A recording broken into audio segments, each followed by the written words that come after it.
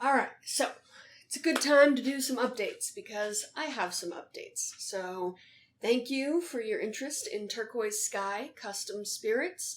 My name is Megan Campbell. I am the owner. I am the one getting this all together. So the big news is that we finally have our green sticker in the window. So if you have never applied for a liquor license and you don't know what the green sticker is, that means that the city is officially in on what the heck is going on. So basically, the short of it is there's 20 days this sticker has to sit in the window, and that gives everyone time to say, oh, look, there's something going in here. I should complain about it, if they feel the need to complain about it. Now, usually that's to avoid putting in, a strip club next to your daycare, and somehow that got missed. So I'm not too worried because we are downtown, and if anyone has a problem with a new bar going in right across the street from the baseball stadium, then the city probably won't care very much about their opinion. But they still have to wait and hear it. So after that 20 days, then the city gets to put together their official recommendation. It goes back to the state. The state decides whether to issue the liquor license or not. This whole process can take 6 to 8 weeks, so that would put us opening potentially in the first weekend in August. So that is the current updated opening date. So keep an eye out. Go on our website, follow our newsletter. My first newsletter will be when we are officially opening for realsies. Come check us out. We will be open. The other exciting news, I'm about to place an order for t-shirts and tank tops. This is a pre-order situation, so I'm not buying a whole bunch and then selling them off the street. Call me, text me, what size you want, what style you want. We'll make it happen. I am currently wearing our Turquoise Sky gray tank top. We also have it in a lovely turquoise color. There is also men's or women's t-shirts. This will be on the back this time. In light gray and then a darker gray with white designs on it. So if you want those, send me which one you want, what size you want, and we'll make it happen for you so you can represent for your local small business. So that's the exciting updates. If that's all you want and you're not interested in how liquor licensing works, then thank you so much. Follow us on Facebook, sign up on our newsletter, and I will talk to you another time. If you do want to know how in detail the liquor licensing process works, then stick around. That's what I'm going to talk about now. And you'll probably see my dogs, which is always nice. Okay, so for those of you who are sticking around, you want to know about the liquor licensing process. So we basically 4 weeks ago, we went to the state. We said, hey, we've got this space and we're ready to do a liquor license. That is the one where you put in your, everyone who has 10% or greater share in the company needs to provide fingerprints. They need to provide like a questionnaire, who you are, where you are. Generally speaking, this is to ensure that if you have proven to be unsafe with liquor in the past, they will not issue it to you. So if you have multiple DUIs, if you have a felony, I think it is questionable. It might not cross you out entirely, but it definitely has to get reviewed. Or if you have previously, sold alcohol to minors or whatever, that kind of stuff. So, you provide your background check, the police do a background check, you provide your fingerprints, that's on file, and then they more or less just put it together and send it off to the city. So they make sure they know exactly who they're dealing with, what you've done the last couple of years, put it together a package and send it to the city of Phoenix. Now, every city handles these things differently, and every state handles these things differently. So if you are not opening a distillery in Phoenix, Arizona, there's a good chance that this isn't exactly going to apply to you. You may submit separately. It may be all one big package. With the city of Phoenix, because it is a very large city with a very large bureaucracy, they already have sort of a standard way of doing things, which can either be good or bad. It depends. It depends on the outcome, I guess, for you. So there are some advantages to working with a city where they've never opened a distillery before, they don't have any rules for this, where you basically get to come in and explain what's going on and come together and find a reasonable way to move forward. That could happen, and that happens all the time. Or you could be met with a city that has a more restrictive view of things. You know, for example, and it's a wonderful city, but the city of Surprise, Arizona. They don't have a lot of rules, except for where they do. And they do have a lot of kind of morality, purity-driven rules. So, like, I had an acquaintance who was trying to open up a tattoo parlor in Surprise. Well, because of all of the different rules they had to follow on how far you had to be from a main road and from a school and whatever, there's literally nowhere in the city of Surprise that they could open their tattoo parlor. That is the same for a distillery. There are certain restrictions, and because of the way that they've been written to be a very family-friendly city, then businesses like ours can kind of get caught up. Even if they think it's a cool idea, even if everyone in City Hall wants it, it can get caught up in that legislative thing and not make it. Or you could be somewhere that straight up doesn't want it, and you're fighting an uphill battle, and you should go somewhere else, because if the city does not want you there, then you are not going to have a good time. It's not a good time when everybody does want you there. So basically, it'll go to the city. The city of Phoenix has a ton of bureaucracy, so they have very specific ways of doing things. So they contacted me. They said, hey, we've got your application, or rather, we have the state's application. Here is your city application package. They sent that to me. I have to refill it out. It's a lot more straightforward. It requires a lot less information than the state application because they already have a lot of that. So it's more of like a reconfirmation thing. So you go in, you pay your $1,600 fee, and you put in your application. You also put in a statement, which is like, why are you responsible enough to have a liquor license? And also, why is this good for the city? Now, the first one's very straightforward. That was easy for me to answer. Full disclosure, the second one is weird for me to answer because, like, why is it good for the city? Like, it's just alcohol. Like, I guess you're gonna get paid taxes, and that's really cool, and I'm a nice person who's going to run a great business. So maybe? I don't know. So hopefully they like what I did right. It wasn't exactly like that. So you put in your application, you put in this statement, and they also send you a list of all of the neighborhood groups in the area and encourage you, it is not required, but they encourage you to reach out to all these neighborhood groups and tell them what you're doing and see if they're going to raise a fuss about it. Now, if you're in suburban Phoenix, and you're going in next to like a grocery store, that totally makes sense. You should definitely reach out to those people because there's a good chance they're going to be like, oh my god, there's a bar going in, and they immediately go to like whatever their worst case scenario is. You know, maybe they think you're putting in a huge pool hall that's going to be open until 2 a.m. and it's going to turn into a biker hangout, and they're not going to be able to take their kids to the grocery store because they're going to be scared of all these big scary bikers playing pool. Whatever. It could happen. So that's what they're going to think, and that's what they're going to come and be like, oh my god, this is going to open up, and it's your responsibility to reach out to them first and say, hey, I'm opening a small distillery.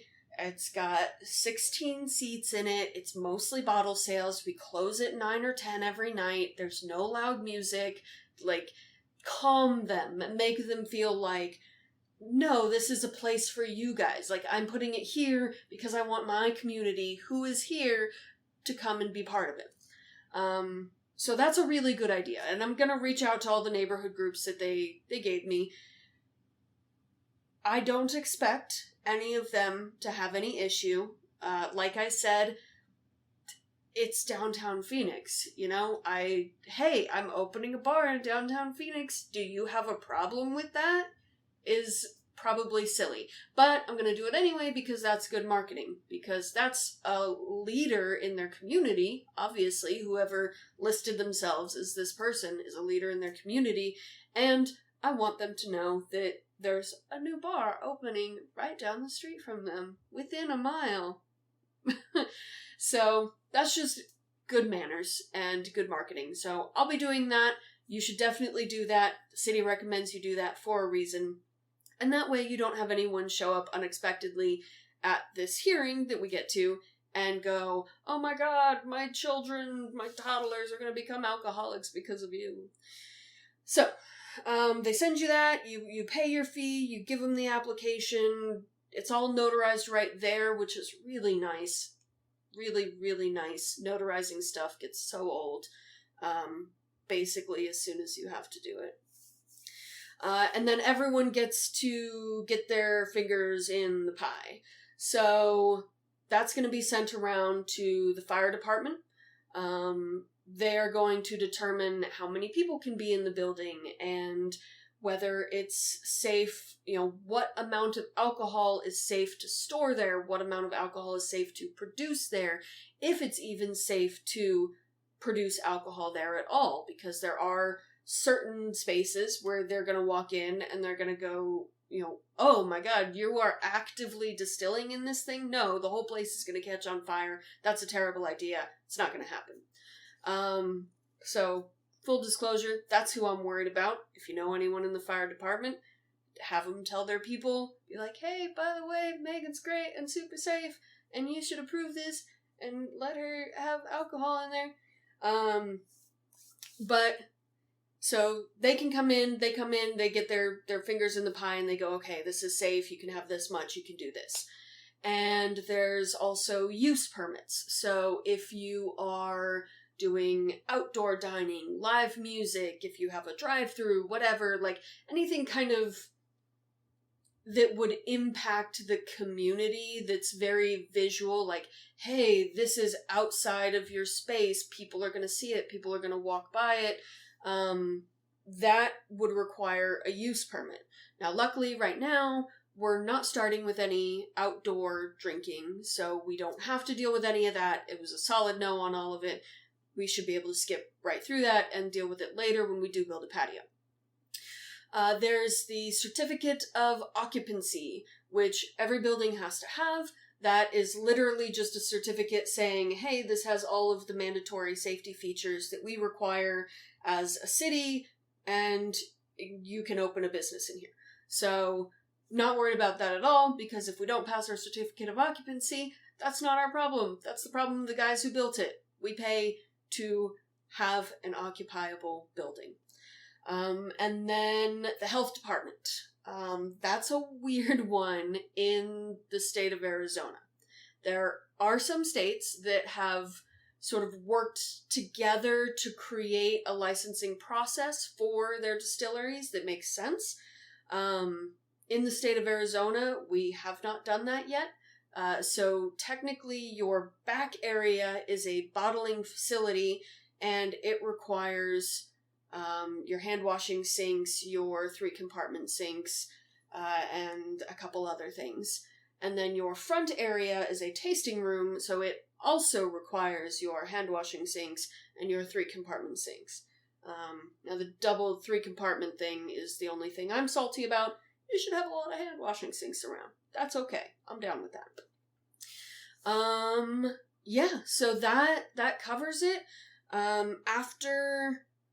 So we've made the application, the green sticker is up, there's a 20-day waiting period. then they also give, 2 to 3 weeks for all of these other departments to kind of give their 2 cents and say, hey, this is what we think, this is what you should change, here we go. After that, it takes 1 to 2 weeks for them to put together their recommendation, put together the city. There's a city meeting. I think they bring it up at like a regular town hall meeting. They go, okay, yes, this is good, whatever. Then they make their recommendation and they send it to the state. So the city says, hey, we would approve this. That's up to you guys. They send it to the state, and then the state says, okay, the city likes it, we have no problem with it, you're approved. Or the city said, that's a bad idea, we think it's a bad idea, you're not approved. Or if they are kind of like, I don't know, none of us are really expert enough to give a recommendation on this, then we're going to take everything we've got and send it to the liquor board. And then they're going to have a meeting, and then they will decide whether it's approved or not approved. I would love to see the statistics on how often that happens, and whether or not it's basically a disapproval at that point. I would feel like if I made it that far, I'd be like, okay. I don't know. Yeah, that's just about it. I've talked a little bit about zoning before. That definitely comes up here. We are currently in an urban development area, which means that it has no zoning already. It is also specifically in a spot where Phoenix is trying to develop that area. They want to bring things in. They want to bring more exciting stuff in. And so basically, when you look it up on their state licensing or their zoning thing, it says, ask us what you want to do, and if we think it's cool, then we'll say yes. So I'm really, really hoping that works out in our favor. That is what went wrong last time we went through this whole process, where we were under the impression that it was a commercial 2 area, which could potentially house a distillery. And it turns out that the owners of that facility also thought it was a commercial 2. It was not. It was zoned as a commercial 1, which is the most restrictive you can possibly be. And there is absolutely no alcohol sales happening in that, or no distilling happening in that. So that's what happened last time. I'm hoping that being in an area with no zoning fixes all of those problems magically. I don't know if it will also delay it, because then they'd have to go to the city and be like, hey, this is happening. Like, hey, what do you think? Is this in keeping with what we want for the space? And hopefully they all give a resounding yes, because we are literally 5 minutes from City Hall, and I think, judging just from the looks, that everybody needed a drink. Everybody in that building could use a drink, and we are right there, ready to provide it for you, City Hall employees. It's not a bribe. You still have to pay. I just really want you there. All right. Thank you so much. I hope you learned something. If you are in the process of opening your own distillery, I really hope this helps, because there's no guide points for me. I'm going through it with my knowledge of watching somebody else go through it like 7 years ago, in a different city. So I really hope this helps people, or at least makes you understand why I'm going totally crazy dealing with this. So thank you so much. I hope to see you soon. First weekend of August. Get a t-shirt or a tank top. They're really comfy. Floyd's been my t-shirt tryout person, my guinea pig. So I promise they're really soft. They're high quality. It's shirts that we wear all the time because they're so comfortable. And also you get to rep a really cool small business and tell all your friends about it. Bye.